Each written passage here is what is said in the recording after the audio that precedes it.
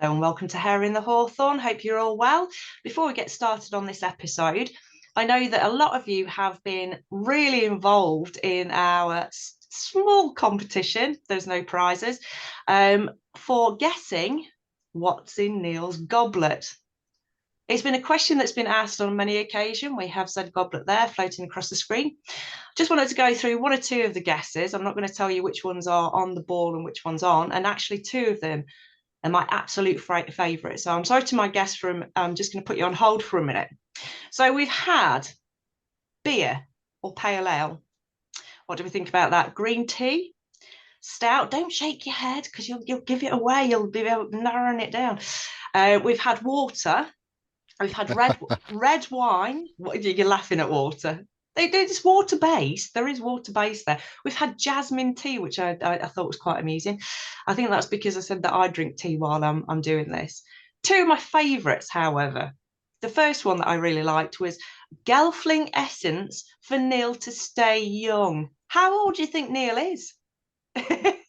Service is looking great for 80 if he's drinking Gelfling essence. We've also got, which is the ultimate one right now, which is a winner for me, but it's not the right answer, which is full of the tears of his enemies. If Neil was to have enemies, I think it would be full of the tears of his enemies. I like to think that. Yep. I like to think that. There was also the suggestion that it's ayahuasca brew, but oh, I forgot that one. Yeah. I don't do ayahuasca. So. No, nothing like that. Absolutely nothing like that. Squeaky clean. Absolutely squeaky clean as our Neil. Yeah. Anyway, as always, I'm Kate Ray, and I've got my co-host, Dr. Neil Rushton, with me, and he's going to introduce our VIP guests, and I'm so pleased that they're along with us. One of which has been on the show a couple of times before, which is always a delight. So over to you, Neil, and if you could do the introductions and start us off. Yeah, all right. Thank you, Kate. Yeah, we're really delighted. This is going to be a good one because we have the great Thomas Sheridan with us from Ireland. Probably people viewing our podcast know exactly who Thomas is and have been watching him and listening to him and reading him for many years, as I have. And an extremely insightful, I'm not going to flatter you too much, Thomas, but extremely insightful character and very influential character on many people in the I'll stop there. He's great, and you'll enjoy him tonight. And along with Tom, Sarah, how am I going to after building Thomas up so much, I need to build you up so much because we also have Sara Mondain. I pronounced that correctly. And Sara has, again, many of you will know that Thomas and Sara, for how long is it now? Hocus Focus, 18 months? Coming up to that, yes. In June, so, it will be 18 months, yeah. 18 months they've been doing the show called Hocus Focus, which has become a mainstay in the, whatever you want to call it, the esoteric community, emerging folklore, parapsychological, don't like that word, but you know what I mean.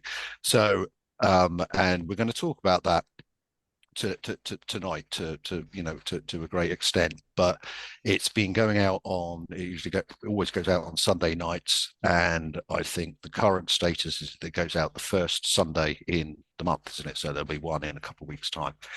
And it's been fantastic. They're epic shows. For anyone who hasn't seen Hocus Focus on a Sunday evening, it starts at 8 o'clock, and sometimes we're still there at 11:30, going through a monumental amount of material, really great esoteric material, real deep dives into it.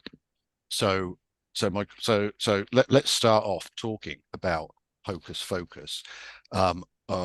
Again, for those of you who haven't seen it, the production values are much more sophisticated than here at Hair in the Hawthorn.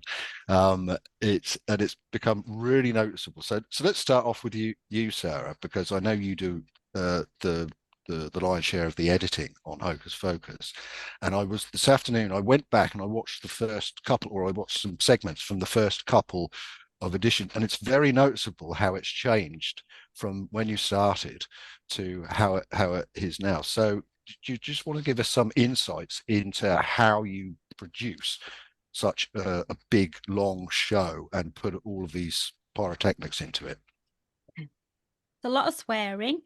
Yeah. First off, that's very important, and it takes quite a bit of work to do, which is why we go out once a month now on the first Sunday of the month. So we figured that a bit more quality would trump quantity, and I use Final Cut Pro for the editing and Adobe After Effects for the pyrotechnics, if you like, the special effects, although it's not real fire, for the green screen and things like that. So, and what whet my appetite with that was the Christmas episode. I had a little play around with a few things on the Christmas episode, and I thought, oh, I like this. This is really interesting, and can actually get my head around this.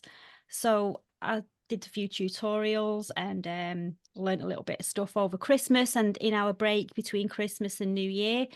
And I really enjoy it. And it's like painting a picture.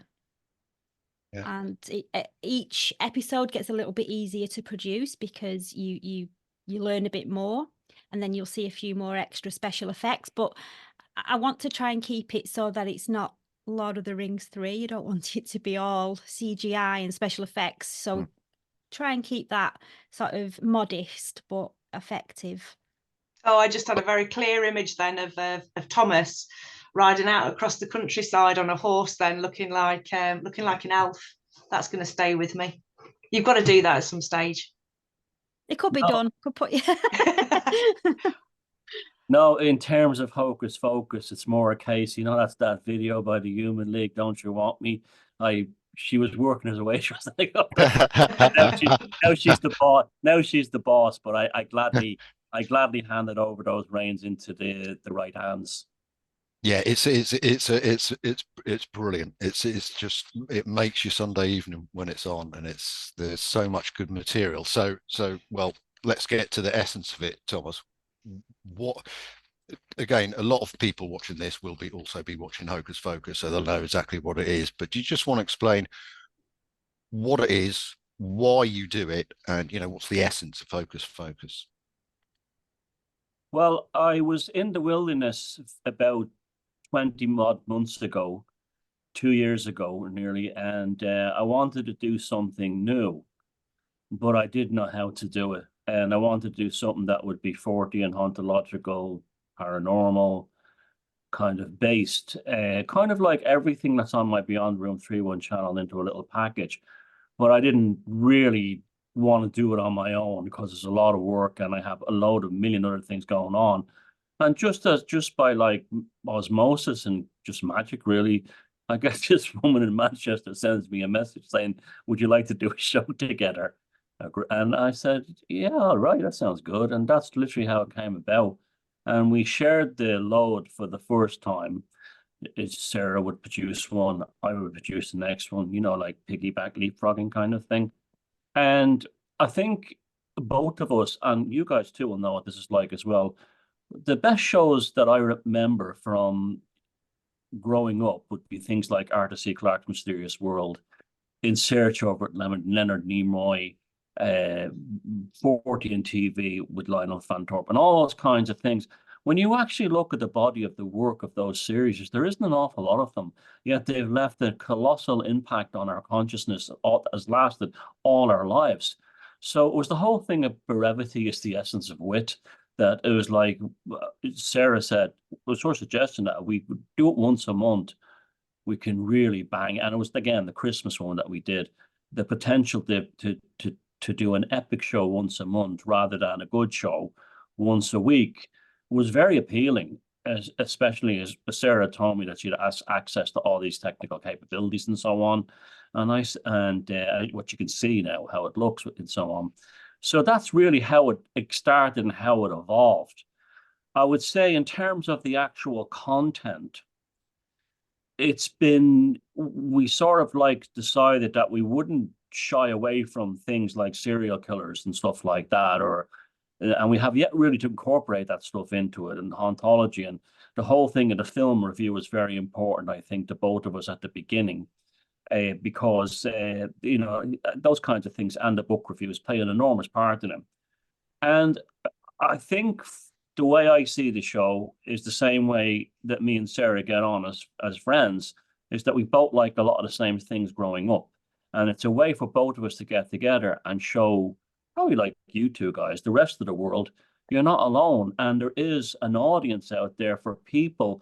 Well, actually, there's two audiences. The first audience are people just like us who grew up in all the stuff that we feature on the show. And the second one is people who are a lot younger and are realizing that, you know, life was pretty excellent, you know, in the 70s, 80s, and 90s, and early 2000s. And they're like, it's almost like, you know, not bringing them back in time, but like opening up their horizons to, I think, a more richer experience in the whole paranormal and Fortean thing.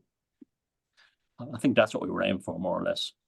I mean, where you're saying about that, it's definitely the 90s are for young people today what probably the 50s and 60s were for us when we were younger, and there's definitely a hunger for the nostalgia of that. But there is a quality that young people don't seem to get now. They're so disparate in the amount of information they can get, but the quality of information isn't there. And when you talk about things like 14 TV, that it was quality stuff that was going off, and to be able to disseminate that out is quite a privilege, really. So can you give us an example, both of you, about a topic that really stands out for you that you've discussed or that you've brought to light on the show? Oh gosh. It's funny because I'd said to Thomas previously when we used to do it on the weekly, what should we used to have a pre-production meeting, and I would say, what are we going to do next week? And I'd be thinking, have we covered that? I can't remember because we've covered that much stuff. You tend to forget what you've covered. But I think one of the biggest standout ones for me was the Black Magic of the BBC. I really enjoyed that one. And the Titanic also was a very popular episode. And the Christmas special as well, just the alternative Christmas. Lots of people seem to relate to that. And they enjoyed that they had somewhere to go Christmas Day night that wasn't the usual mainstream TV and miserable soap operas and having to put a smiley face on and blow a party popper or whatever. And a lot of people came in the chat for that on Christmas Day night, and that was really, really special to see. I enjoyed that one a lot as well. So you had that live interaction with people as part of the show. Is that something that's a regular, just for people who haven't seen it, is that a regular feature? I premiere the show on the Sunday, so people can join in the live chat if they want, and it's just organically grown into this community of people that come together like they're in the pub, and they just Brilliant. have a chat and a laugh and a bit of banter between themselves, and they put their own spin on the subjects and their own comments and opinions in there, and it's interesting. It's really useful that you do that. That live chat doesn't always work on some podcasts I've seen. It's usually because you get idiots taking over the live chat and dominating it, whereas there don't seem to be many idiots on Hocus Focus's live chat. And like you say, it's a good interaction. It is a little bit like a sort of virtual pub where people are chiming in on each subject. Very useful, I think. So Thomas, what stands out for you? What's been the things that you've really enjoyed that kind of come to mind? Well, just all of it, really. I can't think of anything that I found boring or anything. I'll tell you what, a fun thing that became a surprising fascination for me, and it's ongoing, is sort of like Marian apparitions and things to do with those kinds of things, because I've realized it's a far more gigantic subject and a lot deeper subject and a more interesting Fortean subject than just, people having visions of the Virgin Mary. There's tremendous synchronistic coincidences between not only the events but also the kinds of people, as well as even the terrain and the location in which they happen. And I'm starting to see it now along the lines of the fairy, the UFO phenomenon thing, and we're continuing that on the show going forward. Still, it pops up in different ways now and again. But I was quite surprised.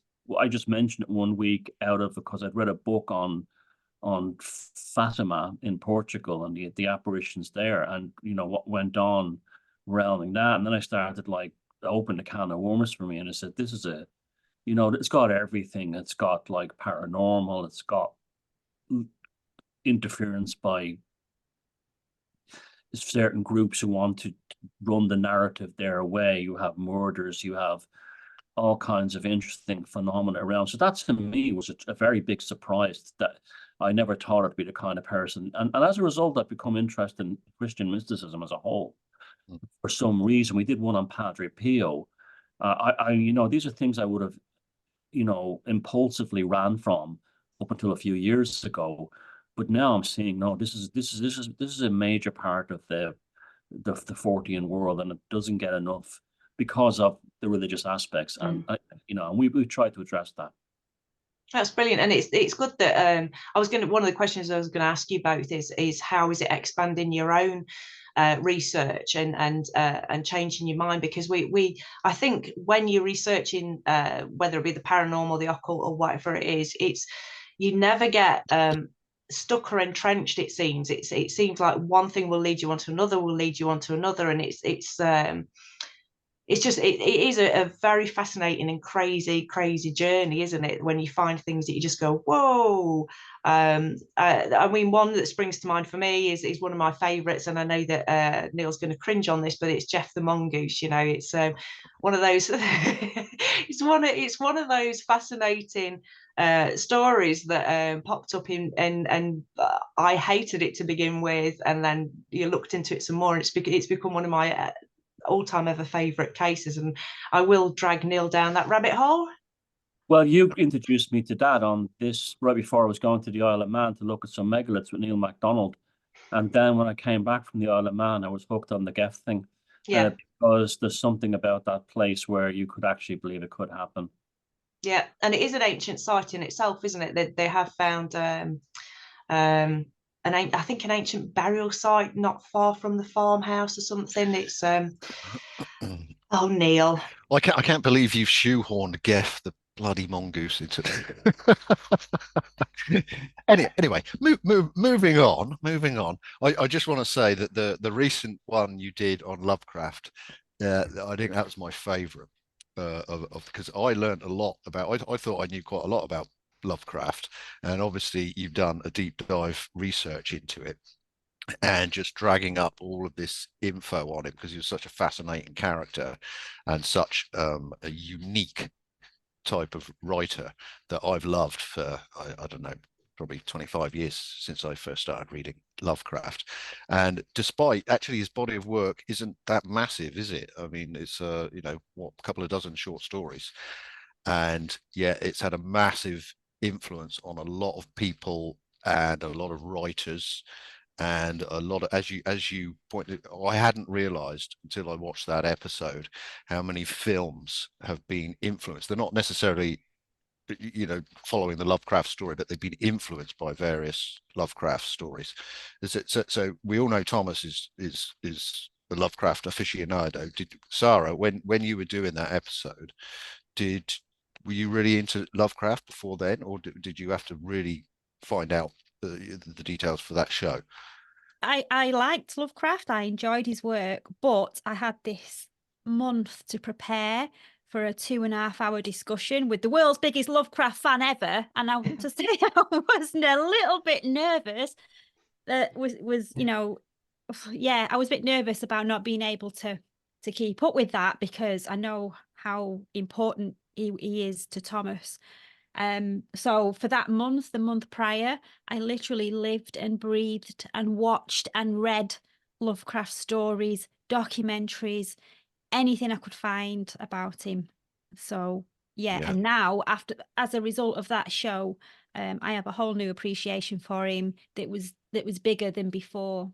Yeah, no, I think that show was pitched perfectly. But so Thomas, you know, I realise we could go on for about 3 or 4 hours if we really get started on Lovecraft. Sorry, Kate. Can I just stop you there? Can I just point out the sheer dedication there, Neil? You ought to be taking a leaf out of that book. The sheer dedication. I want you to go away and read about Jeff. Yeah. Oh God. You're unbelievable, Kate. Stop it. Thomas, so without taking the rest of the show and then some, why is Lovecraft so important? Well, at first I was very happy with that show too, and if all the shows we've done on Hocus Pocus so far, if one was to go into a time capsule or to be put on a spaceship and sent into the stars, that would be the one. I was very happy with how that came out. It was very, it touched all the right things. I cannot see life. I mean, when I go to megalithic sites, I go with Lovecraftian eyes. I can't help it. I think it was instrumental in me understanding the power of the the the archetypes that travel in different cultures. It I find it, and yeah, he didn't write an awful lot of stories, but he wrote literally tens of thousands of correspondences. And most of what we know about him actually come from his letters, and there's still loads have not been made public. And I don't know. I view him with an awful lot of humanity. I met a guy who, well, I went to Necronomicon in Providence, and I met a guy there whose parents knew him, and they said he was like a really sweet, happy, lucky fellow, and very friendly, and was always very courteous to other people, and very always had a smile on his face, tried to make people feel comfortable. Which is like, we read so many the biographies of him, you think he was like this, you know. I think the Americans tend to confuse him with Edgar Allan Poe, who was a tortured man, and they assume that to be a writer in America, there's a very strange stereotype in American culture surrounding that the writer has to be a tortured soul, and they put Lovecraft in that thing, where, you know, here in Ireland, you know, the gobshite down the street who works in the pub is a writer. So, you know, it's we have that kind of in our culture, where in America there's more of a class system thing about it. So they say it must be some tortured genius kind of thing, from the upper class, or from, you know, like a beat poet or something. So that to me was he created the American pantheon of sort of like cosmic paganism. You know, I've made that quite clear for a few years now, that he had created an emerging American pantheon of paganism, and it's brought things, the things like, you know, has come into manifestation as almost the people even worship in these churches. And, you know, I mentioned the Michael Aquino stuff, and his writings on Lovecraft are just fantastic. And again, to me, it's a work it's not written about his time, it's written about the future yet to come. And I really do honestly believe that he was a seer. We have these in all generations. And seers in the past may have, you know, say in the time of the Adelphi oracles, may have done it in kind of poetry or paintings. It's all come forward. And that's how he did it. He showed us the future, and he showed us the struggles we would face. And he showed ultimately, I mean, I think the most powerful aspect of all his work is that his monsters don't have anything personal against you. It's just like us eating a cheeseburger. We don't hate animals. It's just like us, you know, living. It's just, don't take it personally. And I think that's a very humbling lesson for humans. I'm not surprised his work came of age as the Cold War developed, because it was a kind of a thing like, you think you're so important, but, you know, it's just the cosmic order of things. And there's tremendous liberation in that. And I don't mean it in an egotistical sense, but in a sort of a sense that it creates tremendous freedom. So I think in many ways he was a seer who encouraged the concept of being free, and also wrote some of the most fantastic fiction ever. And, you know, and some of the things, like we know he predicted the planet Pluto and where it would be, and we also know that he was back in the 20s was writing about these American megaliths that were not Indian, as he called them. And that's all the rage now, the American megalithic stuff, you know, the stone circle on top of Sentinel Hill in the Dunwich, you know, horror.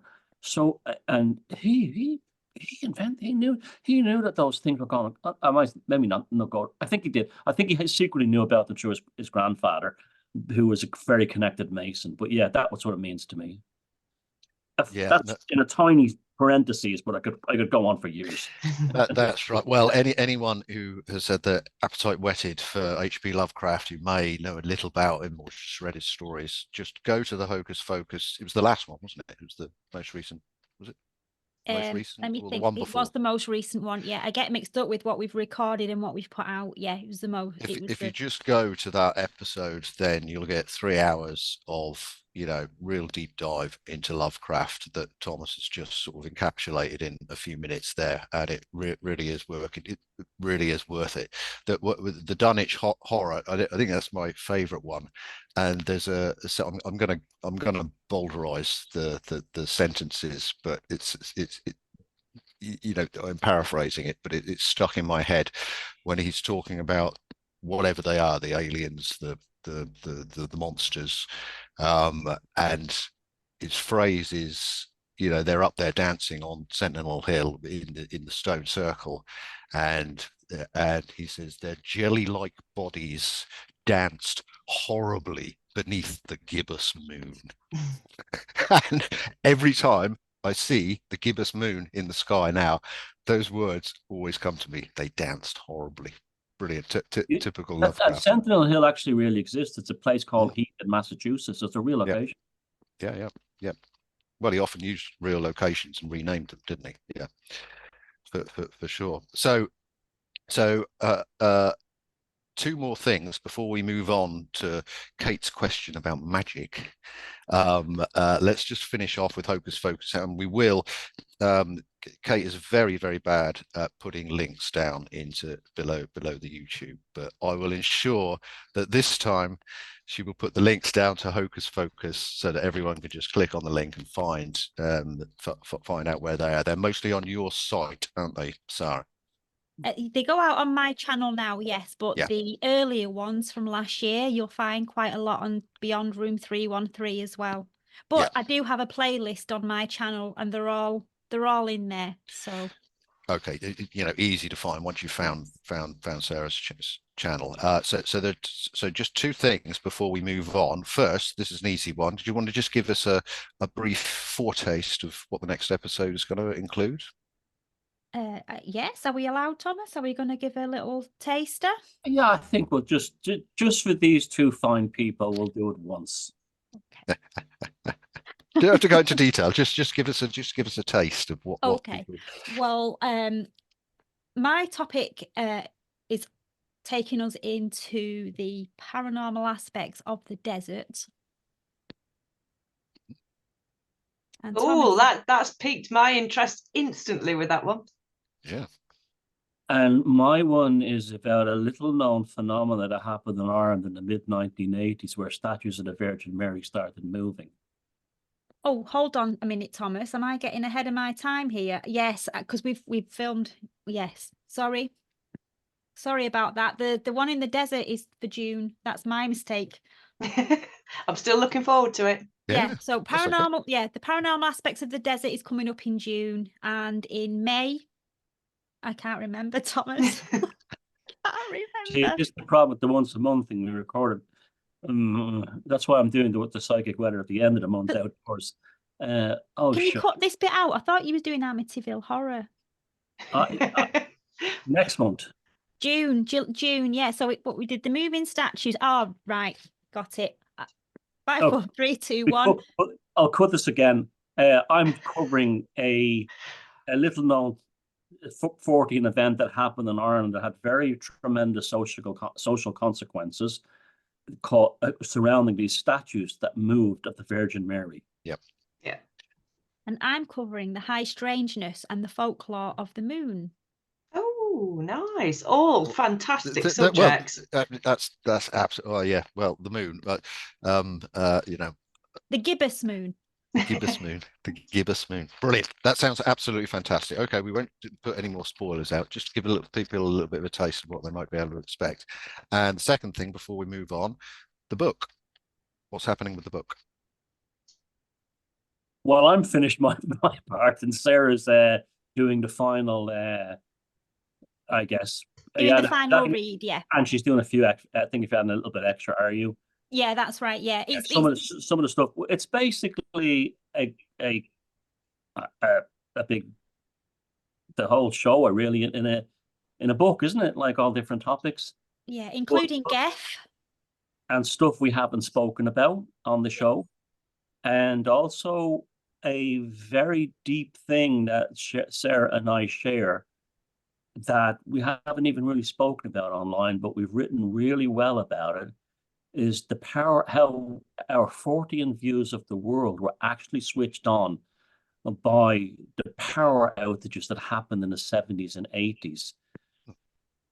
Ireland didn't have a miners' strike, she did. Mm. But in the 70s, the Arab oil embargo affected Ireland very, very badly. And I was living in central Dublin, inner city Dublin, in a high-rise area, and suddenly the lights went out. Yeah. And the heavens appeared, and candles were lit, and magic unfolded. And the same thing happened to Sarah during the miners' strikes, or the work stoppages they had in Britain. Remember that? Oh yeah, well I remember that well. It's you know, what, sort of 73, 74, 75. Actually, I don't remember it well because I was so very young in the 70s. But yeah, no, I'd never even considered that as a potential magic event that would change things. That's incredibly interesting. So when you see how we've done it in the book, you'll say this has been a miss, and I have to give credit to Sarah because it was her idea. You'll say that's a whole subject that has been forgotten and is so important. But that's brilliant. So that's the Hocus Focus book, which will come out at some point in the future. I don't want to pin you down on, putting a date on that, but people please tell me this is a tomb of a book. Please tell me it's a glorious tomb of a book. I can see it in my head. Well, it's full of illustrations, brilliant, full of captions, and when Sarah said to me, "What's your brief for it?" and I said, "It sits beside the toilet paper in the toilet," and that's what we've achieved. Absolutely fantastic. So okay, you've briefly talked about a new subject for me anyway that incorporates magic. Kate, what do you want to say about magic? I have been asked this question on a number of occasions over the last few months by various different people, and it's something that comes up time and time again for me. And because I was getting both of you on, I just thought what a brilliant time to bring up the question, because it has the potential to be very, very simplistic in its answer, but I know, and you guys will know, that it's absolutely not. So the question that I get asked is, what is magic? And I've had this question asked to me from not only people who I would see as not, who are tentative on the subject, to those who are engrossed in the subject.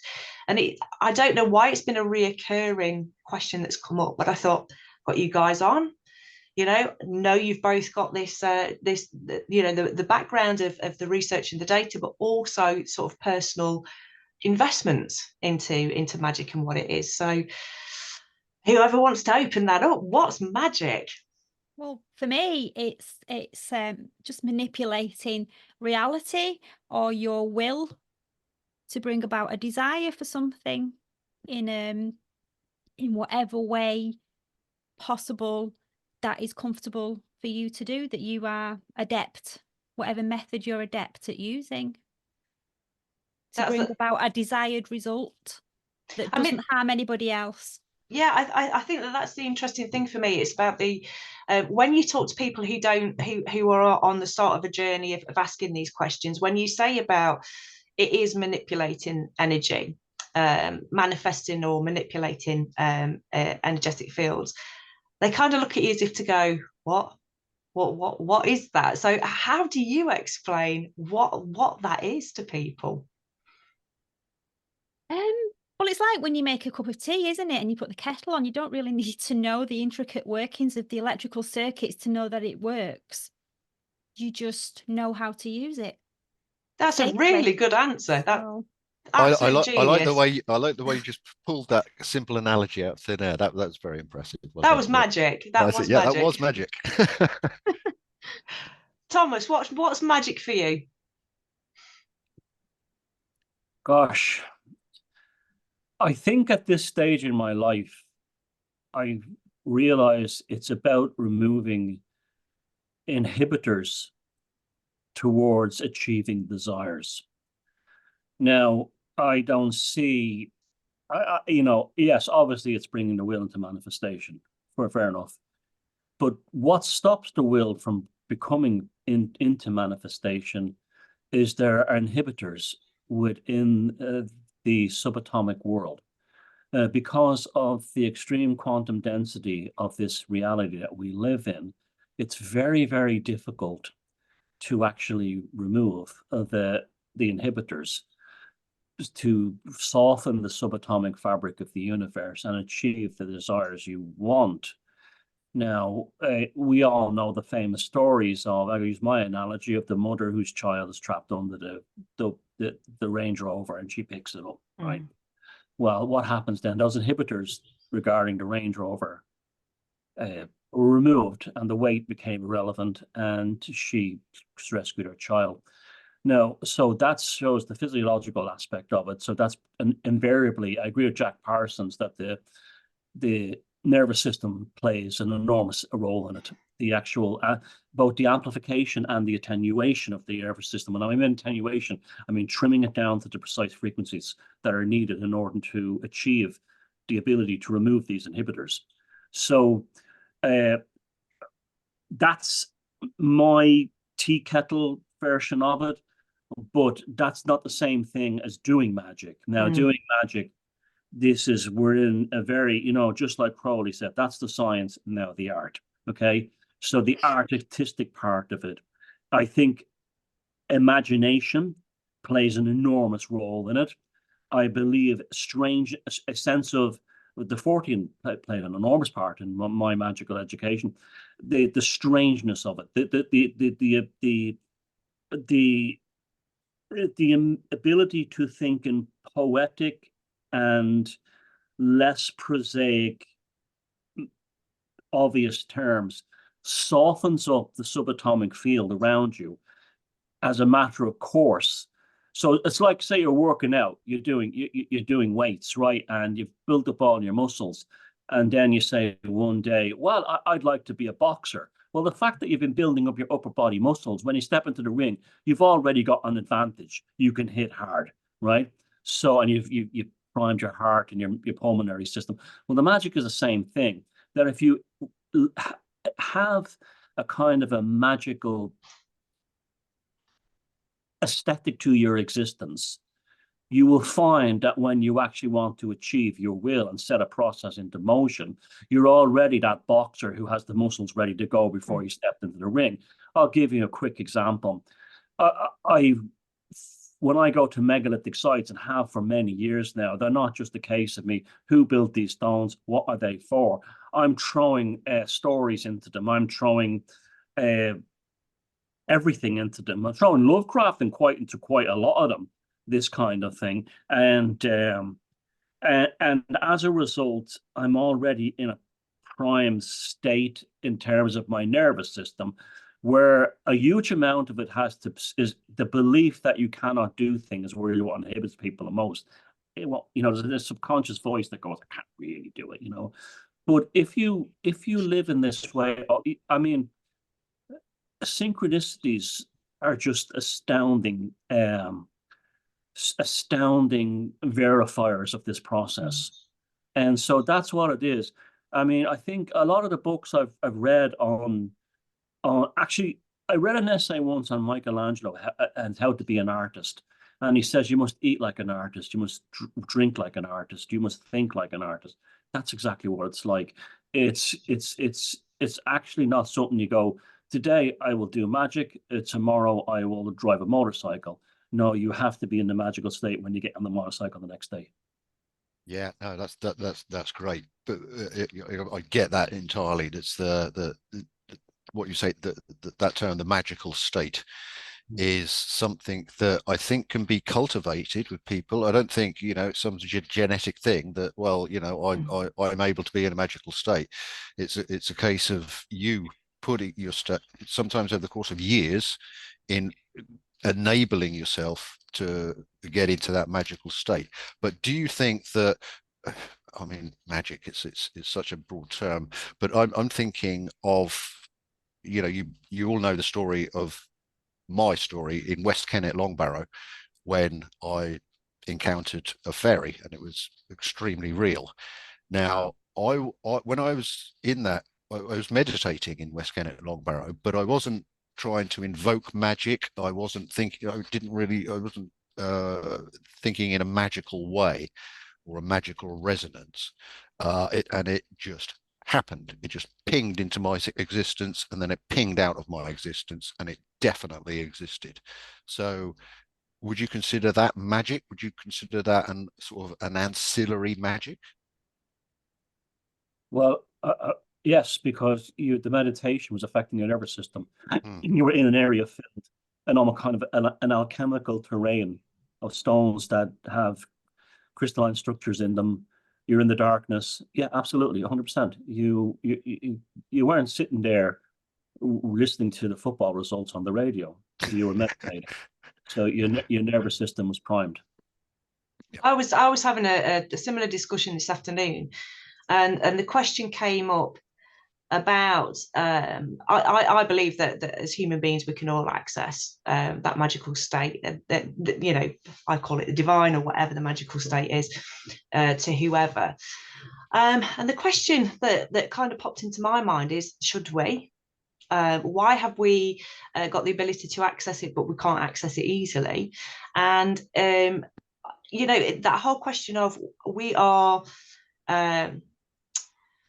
frequency beings that are having a very material experience on this planet, and sometimes that kind of whole search for the magic takes away from the lessons that you're meant to be learning in the material. And it's something that I kind of to and from as a notion for long periods of time, about whether we shouldn't, what does it mean that we have access to this stuff? What does it mean that there is other than the material?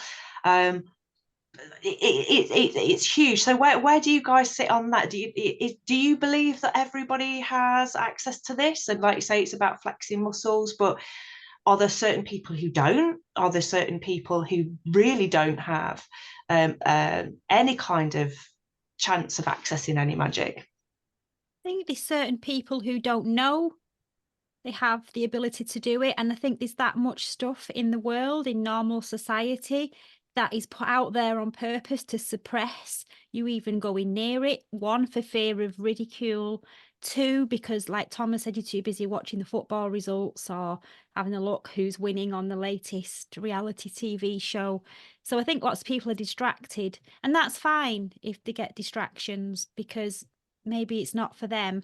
But I think most people who can put themselves in the magical state responsibly are those that kind of are on the fringes of normal society, and they kind of have a foot in there when they have to go in there, and then they've got a foot in the liminal space, if you like, and so you can kind of go from one stage to the next quite seamlessly, and still manage to navigate and focus the material. Because I mean, we're human and we're on the earth, and it's important we've got to stay grounded, and we can't just go around wearing cowls and thinking that we're the world's greatest, magus.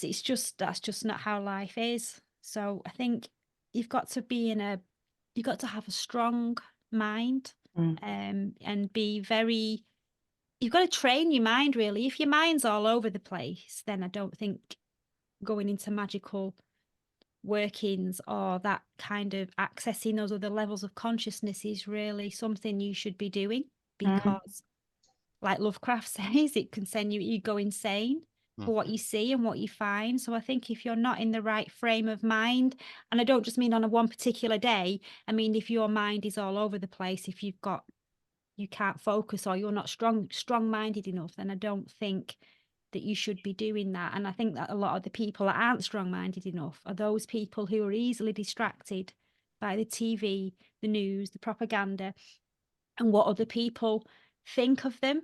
And I read a book, it was The Occult by Colin Wilson, and in that book he talks about Faculty X, which is everybody's ability to access other levels of consciousness, but lots of people can't or won't, because people are too afraid what other people think of them, and talking about things like this, people don't like ridicule.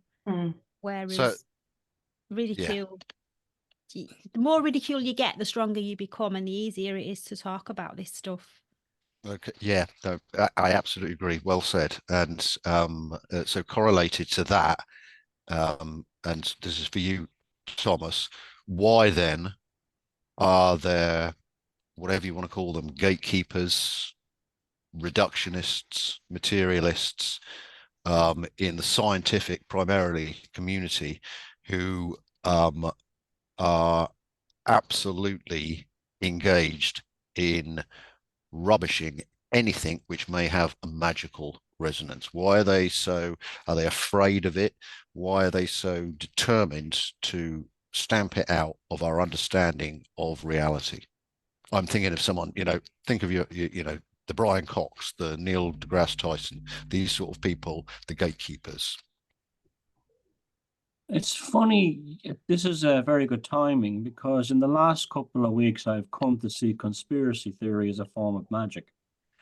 And it's also probably the most powerful form of magic today, in that if you think about many of the things that sincere conspiracy theorists, I'm not talking about the gobshites who watch, endless YouTube videos and believe everything they see. I'm talking about people who will sit down, consider both sides of the equation, and say, like I was from a very young age, and the people I hung out with back in the music scene, and then later in the kind of Discordia scene in New York, and we would talk about the Warren Report and JFK, and I would say we'd say things like, yeah, I mean, why the page is missing, definitely something went on. And I consider it now a magical process that now has resulted in Tucker Carlson on Joe Rogan saying that the CIA have basically admitted they killed JFK and took out Kennedy as well. Not took out Richard Nixon when he asked who killed Jack. Now, that's a combination of a form of a magical ritual that started with someone saying, this is dodgy. And that's like led us to many other things that have probably protected us from certain health treatments of recent times and stuff. Now, that's to me is a very, people say, give me a result of something magic that actually works. And I will say, well, discerning conspiracy theorists have been proven that it works, because many of them have actually survived things that have destroyed people who had absolute basic trust in society. Regarding the gatekeepers, I don't think many of them are malicious. I think many of them are, I mean, I wouldn't say someone like Brian Cox is maliciously against it. I just think that he's just believes it because he's been indoctrinated himself to some degree. There are people like the amazing Randy who definitely have a sadomasochistic BDSM kind of thing going on, where they enjoy torturing people. That, he's a character who had a $1 million prize if you could prove that the paranormal existed. And it was proven to him several times. In all these cases, he changed the parameters. He's an extremely dishonest man. But he's also someone who takes delight in hurting people's feelings. There's definitely a sadism there. I mean, where I couldn't, there are others who will say, I couldn't imagine Carl Sagan taking enjoyment in making someone look and feel like a fool. He'd just say, well, think maybe, okay, and it would be respectful. So that creeping sadism is something that has bothered me, and it's been going on since the time of Richard Dawkins and people like that.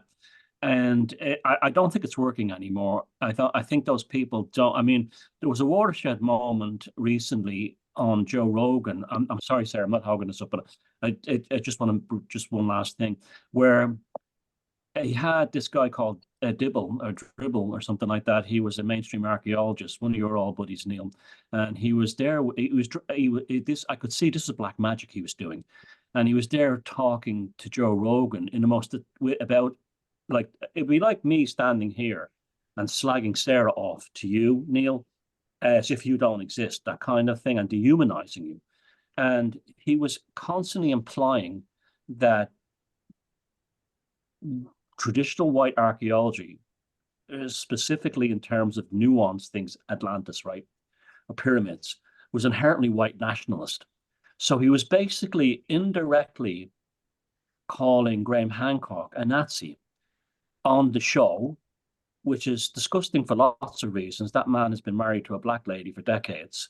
And also, I've never got a hint of any of that stuff on Graham Hancock's work, and I've read everything, including his rubbish books like Supernatural. Sorry, Graham, I really hate that book, but hey, everything else great. But the guy, I started to think about it deeper. I says, why are these guys who are the gatekeeping archaeologists on the TV invariably dressed like, what's his name? The Harrison Ford movie, Raiders of the Lost Ark, Indiana Jones. Who did Indiana Jones fight in the movies? Nazis. Yes. So by putting on that image, anyone who I go up against is automatically a Nazi. These people are disgusting. This guy was a maggot. This guy was a despicable creature. And Joe Rogan, you could even see the contempt in Joe Rogan's voice for him after a certain point, because he knew that this guy's only main argument regarding the nuanced things was that you're wrong because you're a white nationalist. And this is where, that to me comes from one place only, fear.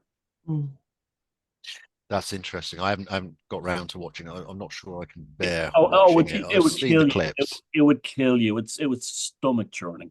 Yeah. I might have to just keep to just watching the clips on that. Yeah, that's very, very interesting what you say about, the gatekeepers aren't doing it necessarily maliciously. It's just the indoctrination, the materialism, the reductionism, and anything that even whiffs of the supernatural or magic or esotericism or whatever you want to call it needs to be clamped down on immediately. I don't see those people as gatekeepers, though. I like Thomas. I see those people who are set in their belief system, and that's just what they believe, and they're not there to particularly stop people from finding out things within the magical realm. They're not the gatekeepers. I believe that there are gatekeepers, and I think that they're often within religious sects as opposed to the scientific community, because those people who recognize the power in magic, they're the gatekeepers. And people like Brian Cox, who just would deny and deny through science anything, says to me that he doesn't believe it, but he can prove it doesn't exist. I was kind of using it as a sort of rough terminology. What I really meant is that these people are heavily promoted by the mainstream media. Yes, of course. And there's a reason for that. Anyone who's heavily promoted in the mainstream media is the powers that be want you to believe something. And if someone like Brian Cox comes on and says there's no life after death, there's no reincarnation, there's no magic, it's all nonsense, everything's just a material existence, well, someone is pushing that. Someone behind the scenes. I mean, it's just the bottom line for me, and it'll be interesting to see everybody's views on this. Is the bottom line for me is if we actually knew our power and our worth, there would be problems. Oh yeah. Yep. Well, that killed that, didn't it? No, I was just going to say one more thing, and Sarah, let's add something. Is yourself, Neil, from academia, it's follow the money. There's only so many books in the trough, and if putting on an Indiana Jones hat and calling someone like Graham Hancock, or implying someone like Graham Hancock is promoting not white nationalism, it guarantees the flow of books towards you in some way, either through TV deals, BBC documentaries, or grants. Yeah, it sickens me. So it really sickens me, and I'm glad I'm out of academia now for many years. It's just I would not like to be engaged in that at the moment.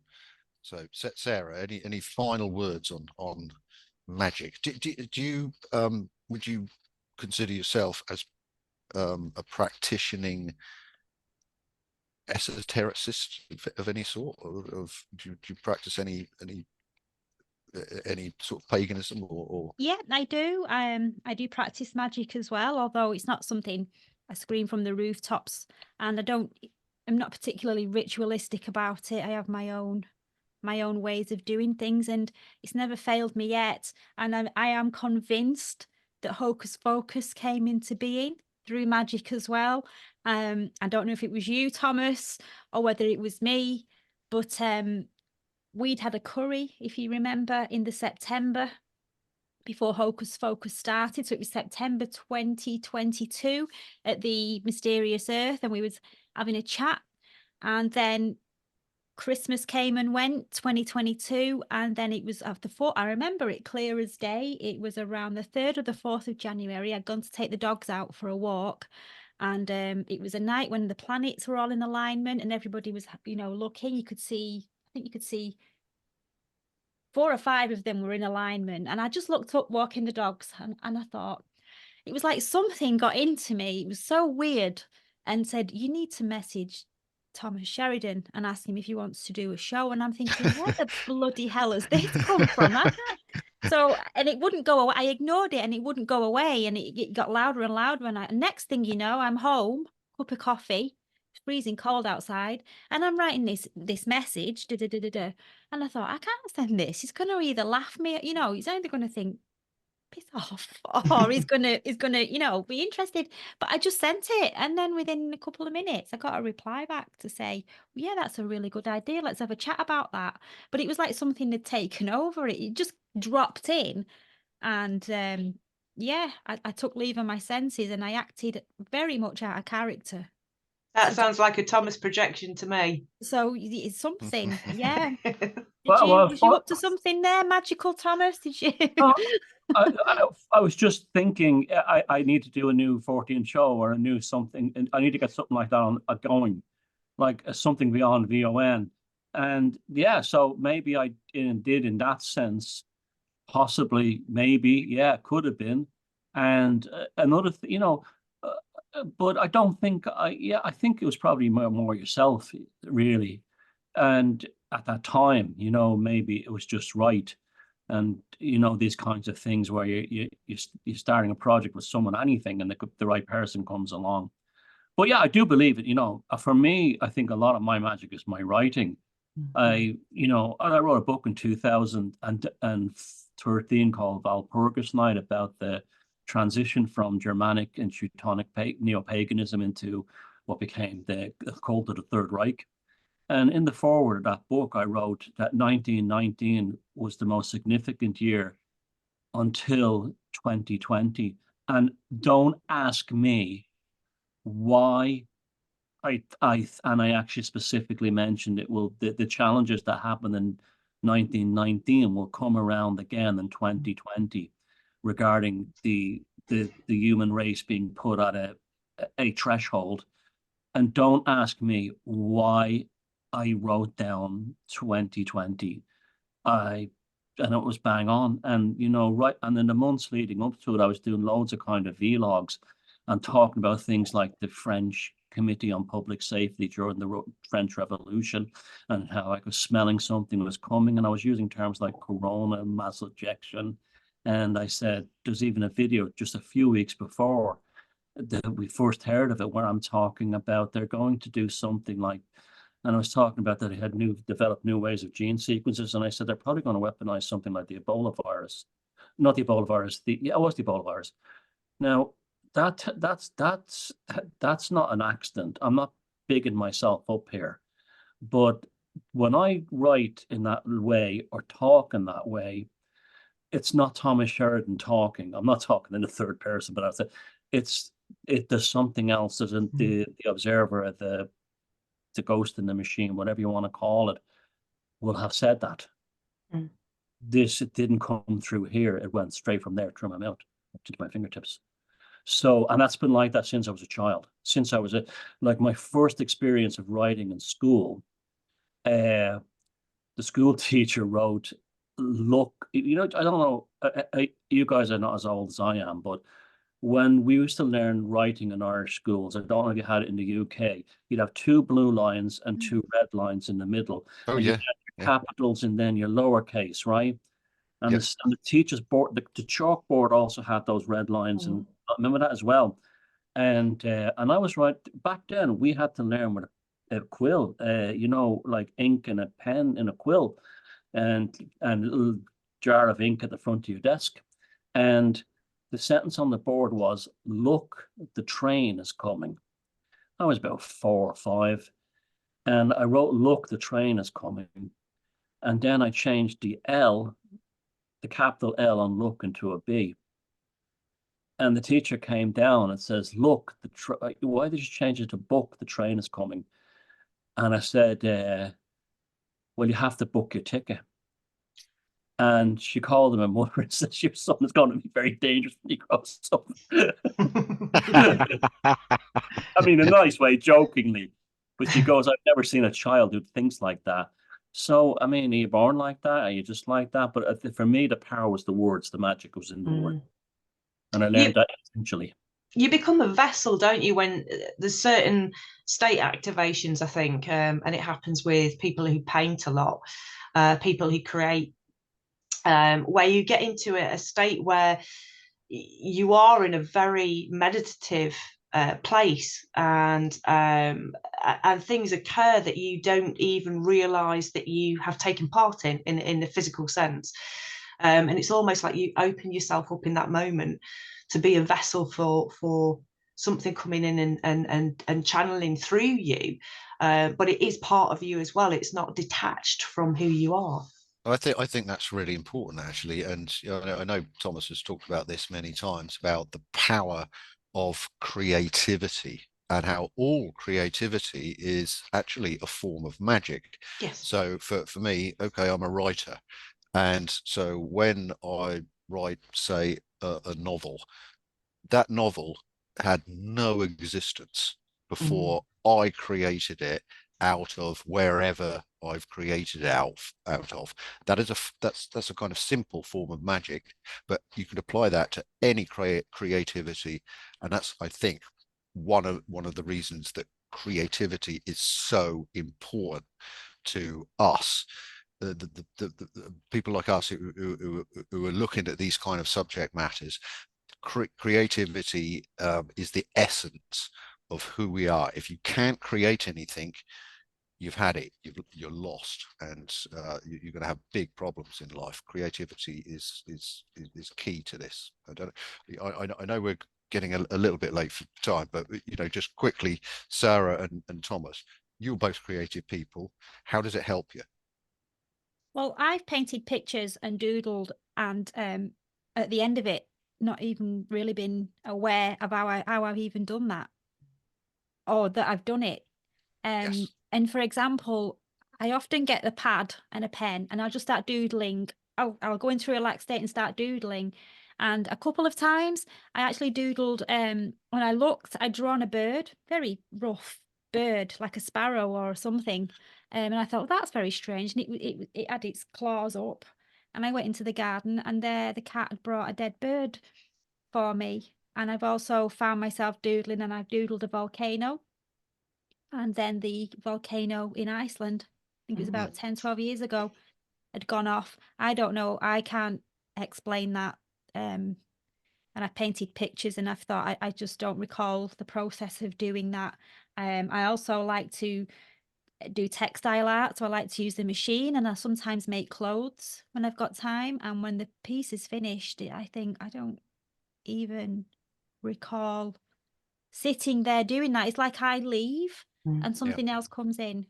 So you sort of tapped into some substratum of consciousness, the collective consciousness, if you want to call it that, and you've just brought that out. Oh dear, David Bohm, the great quantum physicist, talked about the implicate order and the explicate order. The explicate order is where we are, and the implicate order is intimately entwined with it, but you never see it until it comes out through creativity. And it's a great time to do magic, that as well, when you're in that space in between, because you're not attached to anything, so you're not attached to any outcomes or anything. So it is a good time to do some magic or to do some manipulation during those times. So Thomas, creativity, how important is it? A piece of advice for all of you. I'm a fanatical journalist, okay? I've been writing journals, and I'm a diarist, and this one is about 25, 30 years old. I'm not going to show you what's in it, but they have streams of consciousness. There's magical work, there's doodling, there's all kinds of things. And this has allowed me to, I'll show you one thing like that. I'll do little sketches of a horse that was in the field across from me when I'd bring it everywhere with me. I just I might discover a word that I've never heard before. I look up the meaning. I will then I wrote this like poem at the side. I can't show it to you, but like the side of a flowing river, Yeah. and I drew it in the style of a flowing river. I love the words following the tributaries and stuff, and that kind of thing. And yeah, I mean, I don't know what it is again, but it's quite frightening looking back at some of these sometimes, because I've actually said things that I wanted that I got verbatim. And again, this voice I talk about, this thing behind me, that's not me. Well, it's me, but that's an older, that thing was already an old man when I was a baby. You know what I mean? It's hard to explain. And it's not a case of learning, it's almost been a case of remembering.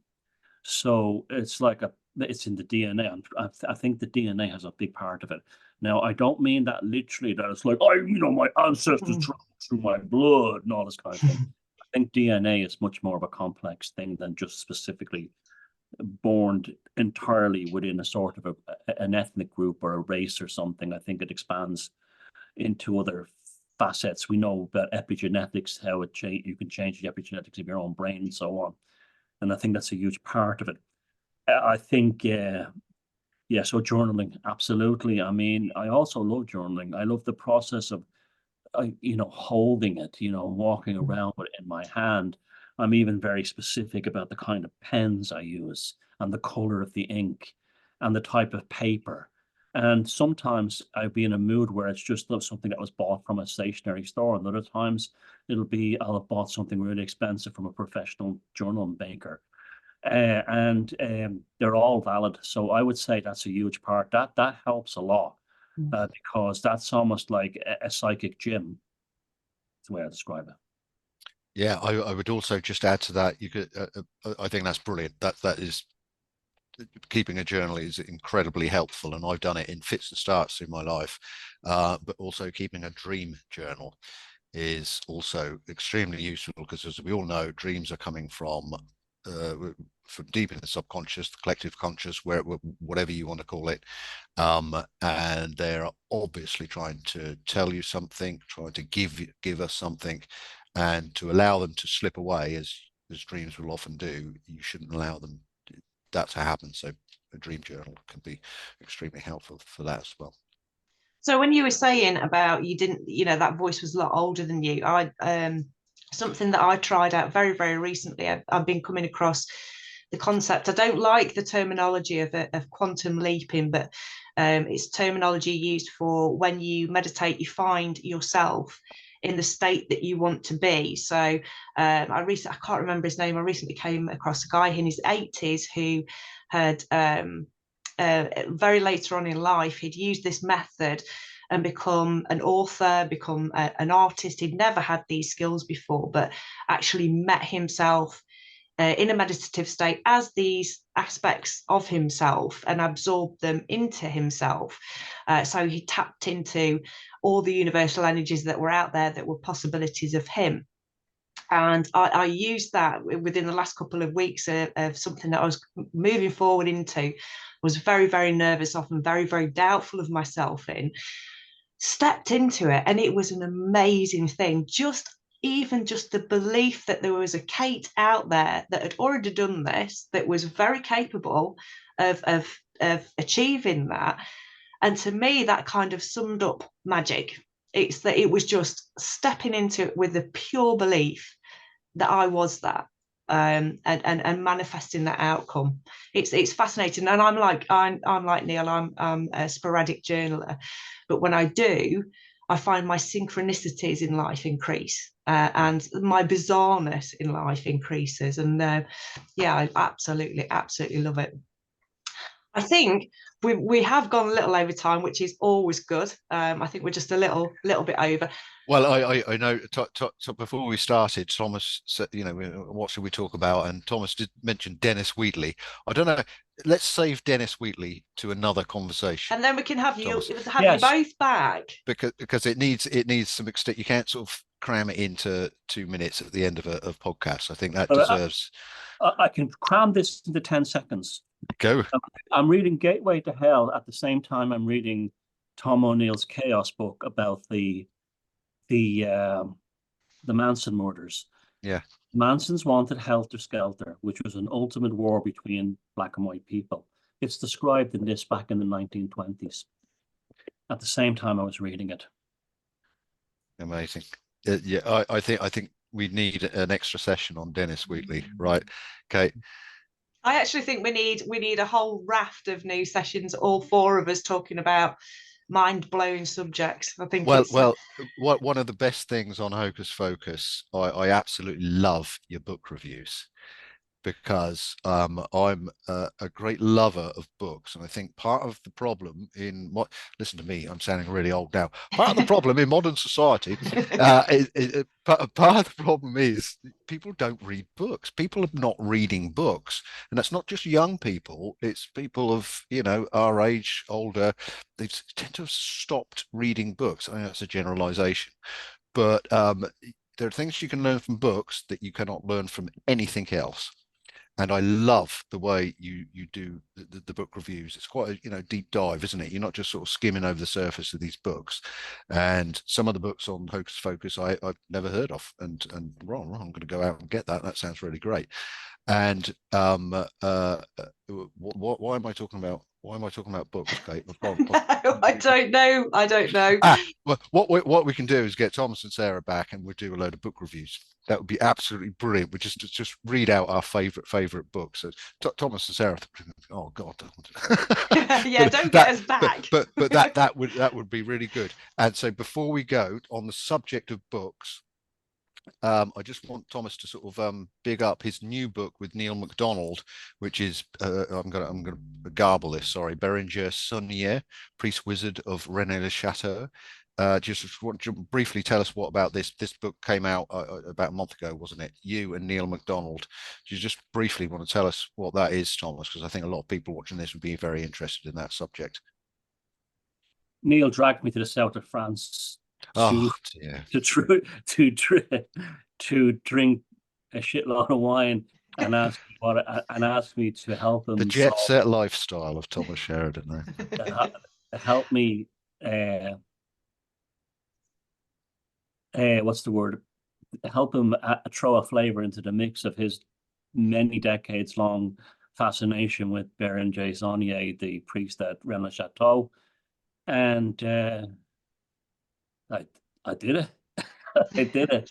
And I did it after we'd had lunch, and I went to have a nap. And we were staying in the Archbishop's Palace in a place called Allée-les-Bains. And I woke up and I said, "Oh, I know what Rennes le Chateau is. It's a pagan temple." And that's what the book reveals. Yep. Brilliant. Fantastic. Anything very quickly before we round up that you want to promote? What's in the future for you both? Anything coming on the horizon that you can talk about that people should know about?